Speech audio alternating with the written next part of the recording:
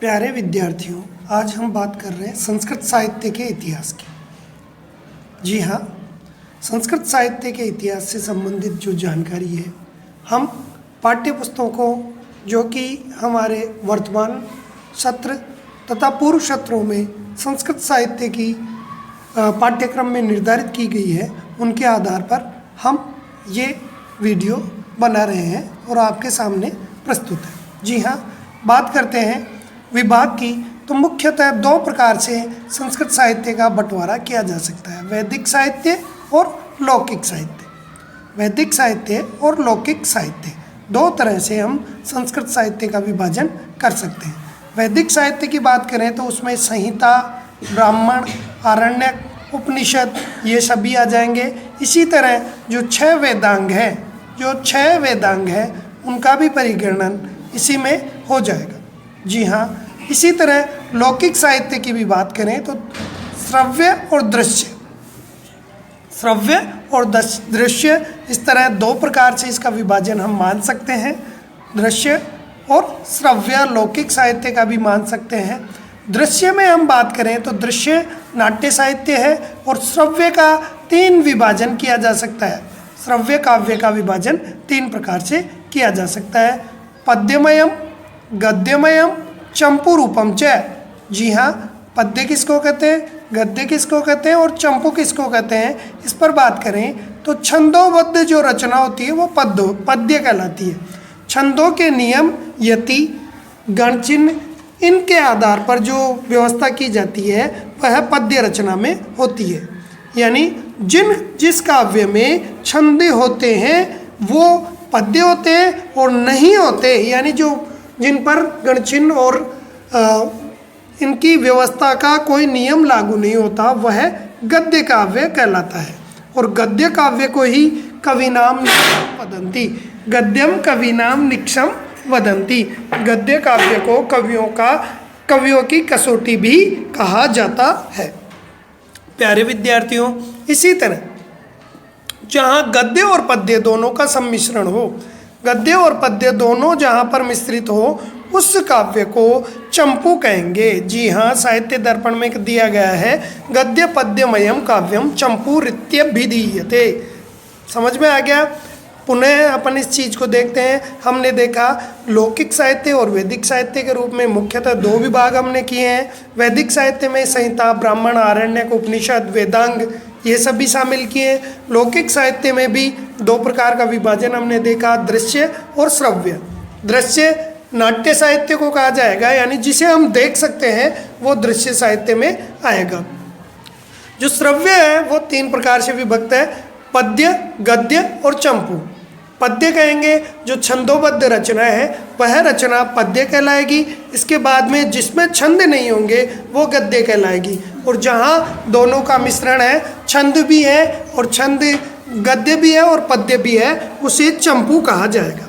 जी हाँ प्यारे विद्यार्थियों, पुनः ध्यान दें, जो पद्य काव्य है उसका भी तीन प्रकार से विभाजन हम कर सकते हैं। पद्य काव्य का विभाजन कितने प्रकार से कर सकते हैं? तीन प्रकार से हम विभाजन कर सकते हैं। त्रिधा विभाजनम प्राप्यते। कौन कौन सा है तीन प्रकार से? महाकाव्यम, खंड काव्यम, मुक्तकम च।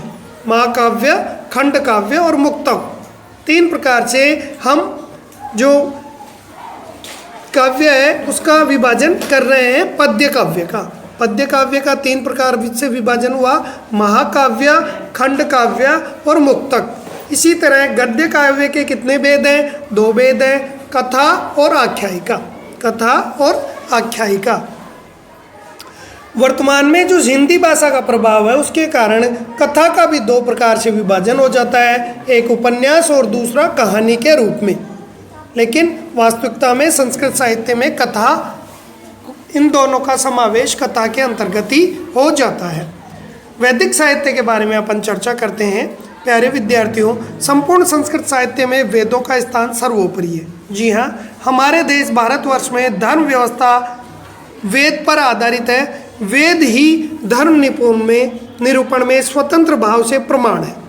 स्मृति आदि उनके मूलक प्रमाण है। जी हाँ, मनुस्मृति, याज्ञवल्क्य स्मृति, अत्रि स्मृति, ये स्मृतियाँ उनका प्रमाण है। वेदों की प्रसिद्धि श्रुति रूपेण अपि अस्ति। ध्यान दें, वेदों को श्रुति भी कहा जाता है। क्या कहा जाता है? श्रुति। क्योंकि वेदों की जो प्राचीन परंपरा है वो कौन सी है? श्रुति परंपरा, यानी श्रवण के माध्यम से, मनन के माध्यम से ही ये आज तक सुरक्षित है। श्रुति और स्मृति दोनों में अगर विरोध हो जाए, श्रुति स्मृति में विरोध की स्थिति में, यानी दोनों में से कौन सा गरीषी श्रेष्ठ है, तो उसमें वेदों को ही श्रेष्ठ माना गया है। यह सर्वमान्य मत है। श्रुति एव गरीयसी, श्रुति स्मृतियों विरोधे श्रुति एव गरीयसी। न केवल धर्म मूलक में वेदों का जो आदर है, बल्कि विश्व के सर्व प्राचीन ग्रंथों की दृष्टि से भी भारतीय विद्याओं का ये आधार है। वेदों में दर्शन शास्त्र, राजनीति शास्त्र, अध्यात्म, समाज, मनोविज्ञान, आयुर्वेद, गणित, अर्थशास्त्र, काव्यशास्त्र, कामशास्त्र, सभी विधि कलाओं का वर्णन है। प्राचीन काल में समस्त धार्मिक कार्य, सामाजिक कार्य, व्यवहारिक कार्य वेद पर ही समर्थित थे। आगे चलें। वेद भारतीय संस्कृति के मूल स्रोत हैं। ये इंपॉर्टेंट है। वेद भारतीय संस्कृति के मूल स्रोत हैं। जी हाँ, वेदाः भारतीय संस्कृतेः मूल स्रोतांसि सन्ति। बिल्कुल, भारतीय संस्कृति का यथार्थगान वैदिक साहित्य से ही उपलब्ध होता है। संस्कृति का स्वरूप, जैसे यज्ञों में अखंड विश्वास, एकात्म को स्वीकृत करते हुए बहुदेववाद विश्वास, निष्काम कर्म की कर्तव्यता, परमात्म तत्व की व्यापकता, ज्ञान और कर्म का समन्वय, भौतिकवाद के प्रति अनास्था, पुनर्जन्म में विश्वास, पुरुषार्थ चतुष्टय की प्राप्ति, ये सभी हम वेदों से प्राप्त कर रहे हैं। मानव कर्तव्य के बोधन के लिए भी वेद सर्वाधिक प्रामाणिक ग्रंथ है। जी हाँ प्यारे विद्यार्थियों, अत्र मानव मात्रस्य कर्तव्यो यथा स्थानम प्रतिपादनम अस्ति। यहाँ पर मानव मात्र के कर्तव्य और अकर्तव्य का बढ़िया तरीके से प्रतिपादन किया गया है। वेदों में पिता पुत्र, गुरु शिष्य, स्त्री पुरुष, माता पिता, व्यक्ति, समाज के आपस में सभी संबंधों को और आदर्श रूप से विशद और विस्तृत विवेचन प्राप्त होता है। और वेदों में ही चारों वर्णों का जो कर्तव्य निर्देश भी दिया गया है। वेद प्रमुख रूप से दो प्रकार के हैं, जिन्हें कहेंगे द्विध प्रकार मानेंगे तो वो कौन कौन से होगा? मंत्र रूप और ब्राह्मण रूप। मंत्र रूप और ब्राह्मण रूप। जी हाँ, मंत्र समुदाय एवं संहिता शब्देन व्रियते। संहिता किसको कहेंगे? जो मंत्रों का समूह है उसी को हम कहेंगे संहिता। ठीक है, तब फिर हम दूसरा जो रूप है ब्राह्मण रूप। ब्राह्मण किसको कहेंगे? तो संहिता भाग के जो व्याख्यान लिखे गए हैं वो ब्राह्मण ग्रंथ कहलाए हैं।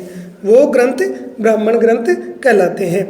ठीक है, ये जो ब्राह्मण ग्रंथ है ये याज्ञ स्वरूप बोधक अस्ति, यज्ञ के स्वरूप के बोधक है। यतजु इत्यनेन ज्ञायते कि जो पर्यावरण के छोटे छोटे कण हैं एटॉमिक, उनको व्यवस्थित करना ही यज्ञ कहलाता है। ब्राह्मण ग्रंथ भी तीन प्रकार से विभाजित हम मान सकते हैं। यानी ब्राह्मण ग्रंथ क्या है? संहिता या मंत्रों की व्याख्या है, और वो व्याख्या भी तीन तरह से विभाजित मानी जा सकती है। पहली ब्राह्मण, दूसरा आरण्यक और तीसरा उपनिषद। जी हाँ, ब्राह्मण, आरण्यक और उपनिषद। तो इसमें भी जो यज्ञ स्वरूप के प्रतिपादक है वो ब्राह्मण भाग है। यज्ञ स्वरूप है प्रतिपादक है ब्राह्मण भाग है। अरण्य पठिता यज्ञस्य आध्यात्मिक रूपम विवेचयन्ते, यानी जो जंगलों में एकांत में यज्ञ के आध्यात्मिक स्वरूप को विवेचन करते हैं वो आरण्यक कहलाए हैं। और उपनिषद ब्रह्मात्म बोधिका मोक्ष साधिका संति। उपनिषद यानी गुरु के समीप बैठकर जो ज्ञान लिया गया ब्रह्म और आत्म तत्व से संबंधित, मोक्ष से संबंधित, या वेदों का जो अंतिम भाग है उसको उपनिषद ही कहा गया है। इसलिए वेदांत इस शब्द से उपनिषदों का ही उल्लेख हमें प्राप्त होता है। ब्राह्मण भाग जो है गृहस्थों के लिए उपयोगी है। ये भी बहुत इंपॉर्टेंट क्वेश्चन बन जाता है। ब्राह्मण भाग यानी यज्ञ कर्म गृहस्थों के लिए, आरण्यक भाग यानी जो भाग है वो वानप्रस्थों के लिए, और उपनिषद भाग है वो सन्यासियों के लिए बहुउपयोगी माना जाता है। बहुत इंपॉर्टेंट क्वेश्चन है। आगे हम वेद शब्द की व्युत्पत्ति और इसके बारे में अगले वीडियो में पढ़ेंगे। देखिए अच्छी तरह से अगर आप अपनी तैयारी को जारी रखना चाहते हैं, वेद शब्दार्थ, वेद की व्युत्पत्ति, उसके बाद में इससे संबंधित ऋग्वेद के जो ऑथेंटिक एवं पाठ्य पुस्तक आधारित अध्ययन है उसको अगर आप जारी रखना चाहते हैं तो इस चैनल को आप सब्सक्राइब करें, जो बेल आइकन है उसको दबाकर अपने नोटिफिकेशंस को ऑल सेटिंग पर ऑन कर लें ताकि जो अगला वीडियो आपको तुरंत प्राप्त हो सके। धन्यवाद।